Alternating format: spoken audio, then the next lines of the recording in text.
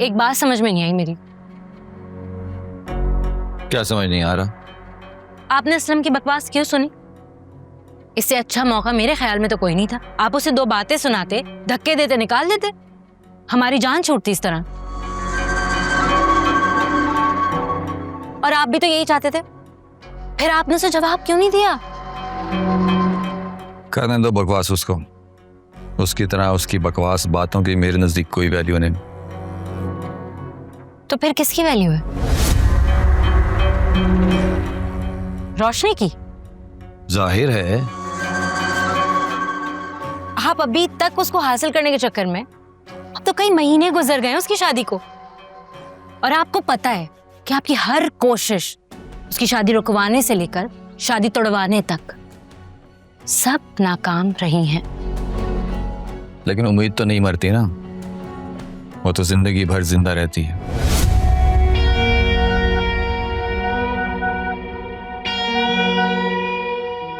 असलम कह रहा था रानी की तरह रहती हूँ। सुन रहा था। तो इसका मतलब भी समझ रहे होंगे आप। आपकी लाख कोशिश के बावजूद भी उसका शौहर से बदगुमान नहीं हो सका, इसीलिए महारानी बनाकर रखा है अपने महल में। सोचो, अगर वो रानी है तो असलम क्या हुआ? उसका बाप सौतेला, जिसने आज तक उसके लिए कोई भलाई नहीं की। इसी वजह से आज वो उसे जलील होकर यहाँ पर आया था और अपनी सारी भड़ास मुझ पर निकाल रहा था वो मनुष्य। कोई नहीं, जहां इतना बर्दाश्त किया है कुछ दिन और बर्दाश्त कर। तुम शायद भूल रही हो कि असलम एक जोंक की फितरत रखता है, जहां भी चिपकता है ना खून चूसना शुरू कर देता है।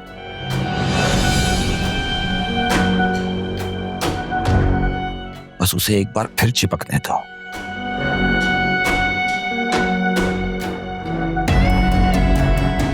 ठीक है,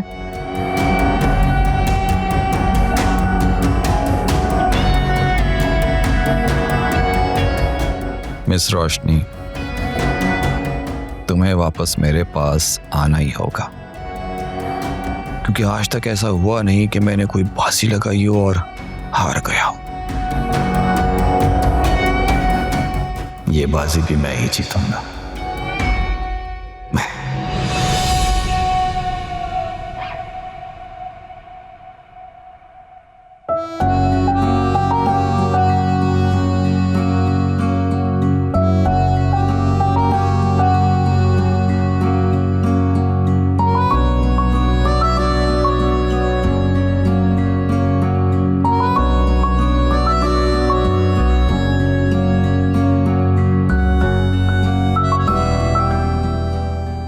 थैंक यू रजिया। दराज में से तो पेन किलर्स भी ले आए, सर में बड़ा दर्द है। जी मैम।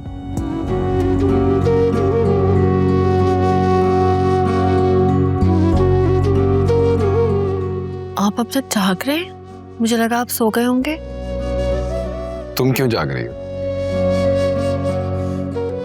कल मीटिंग है, उसी की तैयारी करी थी। टेंशन हो रही है, पहली दफा है ना।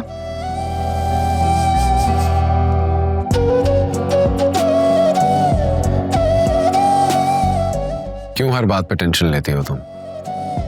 ये जो छोटी छोटी बातें होती है ना, ये आपकी हेल्थ से ज्यादा इंपॉर्टेंट नहीं होती।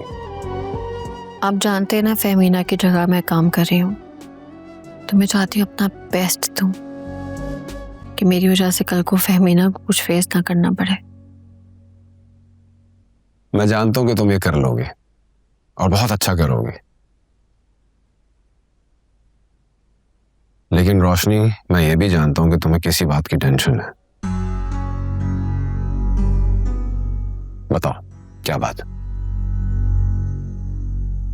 अम्मी के जाने के बाद वकार, ऐसा लगता है कि जैसे मैं कोई फैसला कभी ले ही नहीं पाऊंगी। अजीब दिल बेचैन रहता है, घबराहट होती है। मुझे ऐसा लगता है कि आयमा और शहीर की शादी नहीं होनी चाहिए। काश अम्मी होती तो सब संभाल लेती है ना। ये तो है, लेकिन जो बात मुमकिन नहीं है उसके बारे में क्या किया जा सकता है? अगर तुम मुझसे पूछो तो मैं तो यही कहूंगा कि तुम आयमा की बात मान लो। हो सकता है उसकी शादी से तुम्हारा हेडेक खत्म हो जाए। एंड आई थिंक कि ये शायद तुम्हारा वहम हो। और देखो, आज नहीं तो कल उसकी शादी तो करनी है ना। तुम कब तक उसकी जिम्मेदारी उठा सकोगे? चलो, I think that's enough for today. Rest करते हैं और इतनी रात को कॉफी नहीं पीनी चाहिए। आपने बनाई है? बनाई तो रजिया ने है, लेकिन तुमसे बचाई मैंने।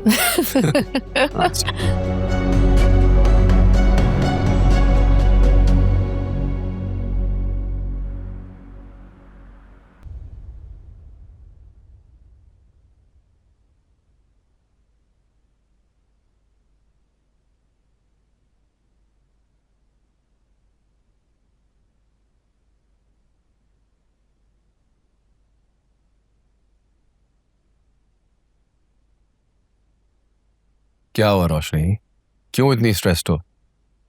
हाँ, मैं स्ट्रेस्ड हूँ। मैं नहीं चाहती कि शहीर और आयमा की शादी हो। अगर आयमा शादी करना चाहती है शहीर से तो करने दो ना। Let her do whatever she wants. अरे, हुलिया देखा है आपने उसका? लफंगा लगता है मुझे तो। कंफर्म फंसाया इससे मेरी बहन को, बेवकूफ बनाया है। मासूम सी जो है वो इतनी। मैं नहीं चाहती कि आयमा की शहीर से शादी हो। मैं चाहती हूँ आयमा की किसी मैच्योर लड़के से शादी हो, जैसे आप हैं, समझदार, जो उसे संभाले। वो तो मुझे आयमा से लाख गुना बेहतर लगता है।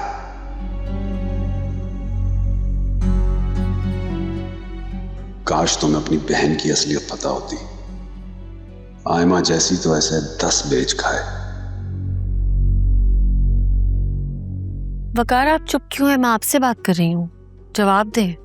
नहीं, मैं बस ये सोच रहा था कि आजकल का दौर है नहीं कि कोई इतना मासूम या बेवकूफ हो जो इतनी आसानी से बेवकूफ बन जाए। बस मैं ये सोच रहा था। अच्छा ठीक है, हो सकता है मैं गलत बोल रही हूँ। आप मुझे बताएं कि आपको वो ठीक लगता है आयमा के लिए? देखो, आयमा तुम्हारी जिम्मेदारी जरूर है और तुम उसे समझा सकती हो, अच्छा बुरा बता सकती हो, लेकिन अपनी मर्जी उस पर मुसल्लत नहीं कर सकती।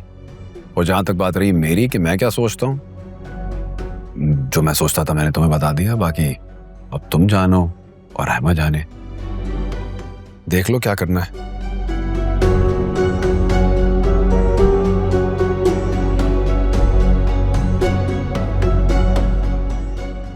मुझे लग रहा है वो बहुत जल्दी फैसला कर रही है उसको।